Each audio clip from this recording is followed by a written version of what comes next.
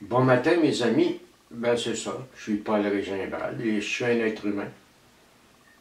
Un matin, on va se faire une autre petite capsule.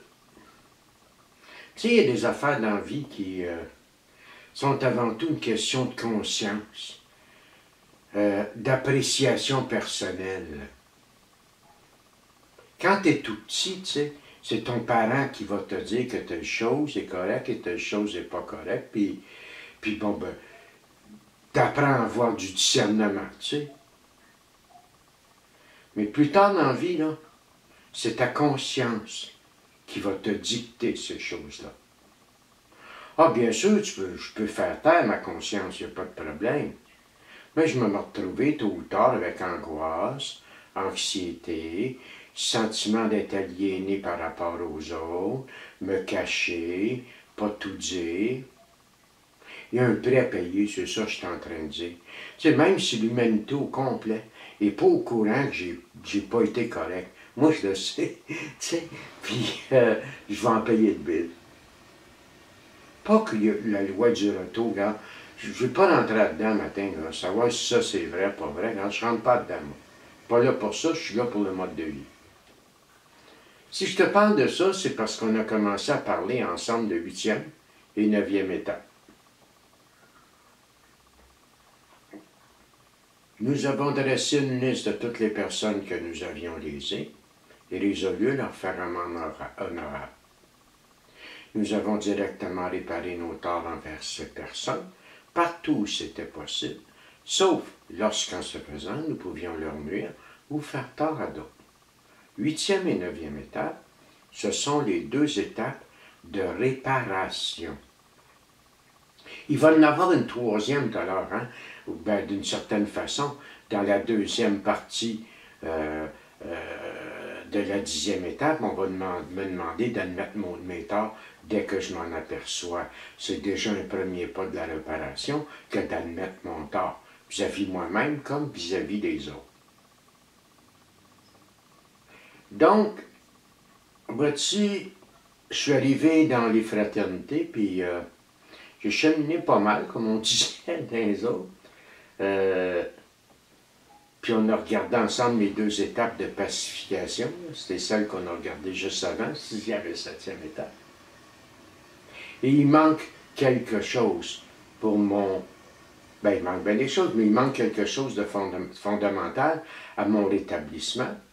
C'est que je me dois de réparer.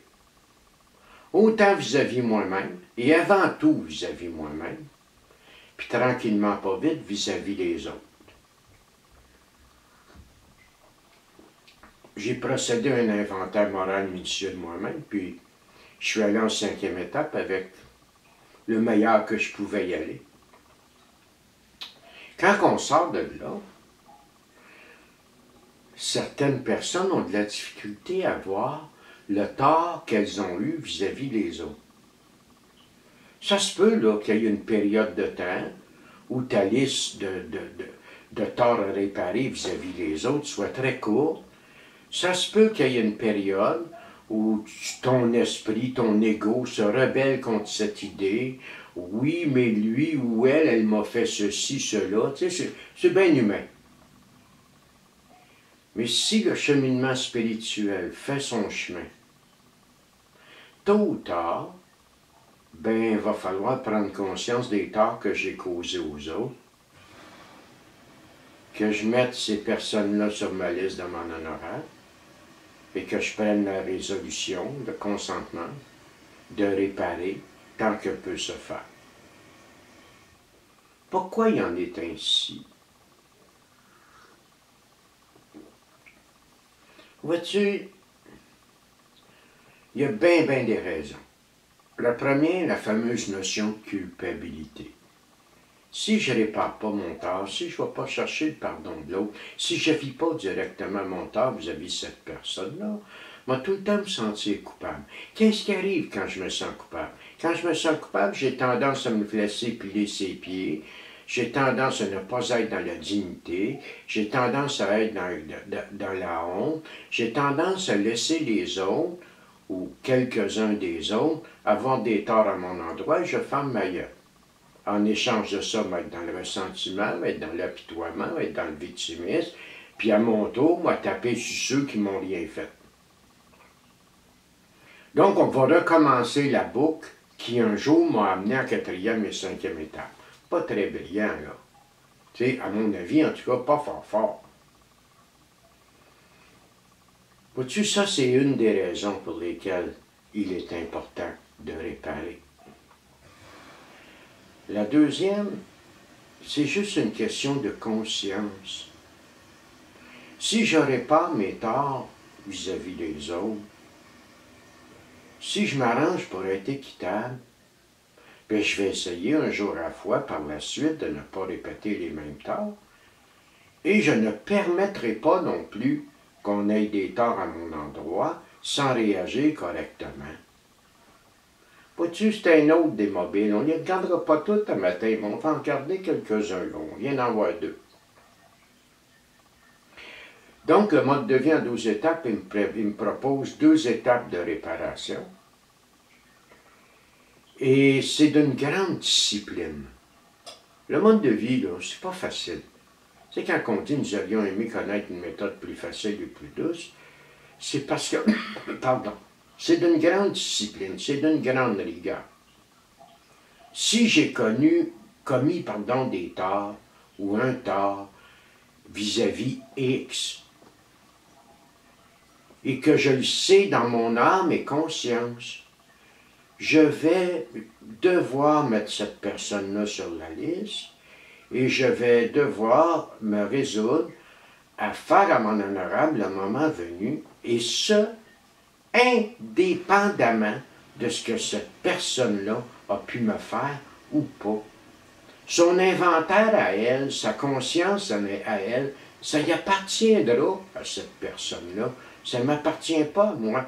Moi, ce qui m'appartient, c'est de me disposer à connaître un réveil spirituel.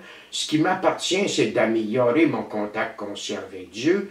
Ce qui m'appartient, c'est de réparer avec Dieu, parce que c'est lui qui a le pouvoir, de réparer mes inaptitudes de vie.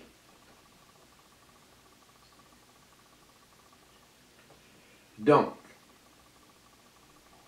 c'est tout le temps une question de dans mon âme et conscience. Moi, j'ai fait beaucoup de 5e étape dans le sens être pour quelqu'un d'autre. Et c'est bien sûr que je peux le proposer. Tu sais, mon ami, tu ne trouves pas que dans telle situation, tu vas devoir faire amende honorable. Si la personne me dit non, je ne le pense pas, je n'insiste pas, c'est en elle, sa conscience et Dieu.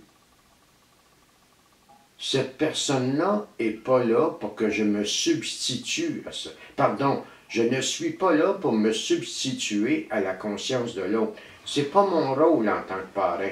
Ce n'est pas mon rôle en tant que personne qui va écouter et vivre une 5e étape avec quelqu'un d'autre. C'est pas ça mon rôle. Cette personne-là a à apprendre à être autonome avec elle-même et avec Dieu.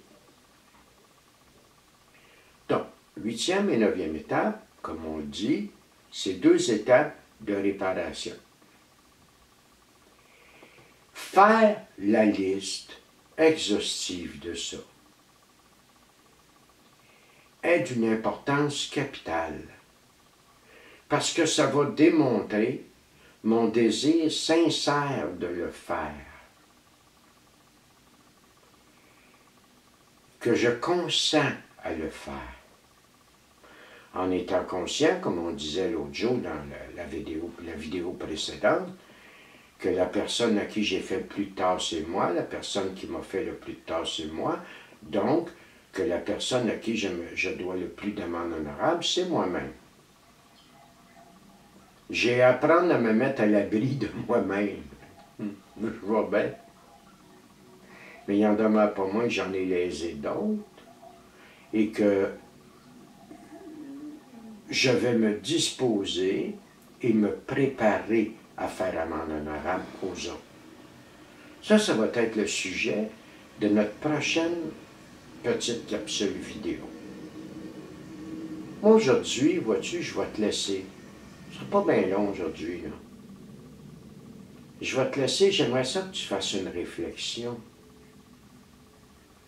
Regarde en toi, là, tous les fois où tu t'es caché, tous les fois où tu n'as pas vraiment dit la vérité. Regarde tout le monde, là, tu n'es pas tout seul, là. Tous les fois où tu t'es auto-manipulé pour ne pas voir tes torts. Est-ce que ça t'a empêché de te sentir coupable, de te sentir pas correct? Moi, je suis convaincu que pas du tout. Si je veux cheminer tantôt dans mes 3 étapes un jour à la fois au quotidien, je me dois de lessiver le passé, de le mettre en arrière pour être capable de vivre ici et maintenant. Et ces 2 étapes de réparation-là sont d'une grande importance dans ce processus qui va m'amener à vivre au moment présent. Écoute, je te souhaite une belle journée, pas plus long que ça, puis on se reparle dans quelques jours. Au revoir.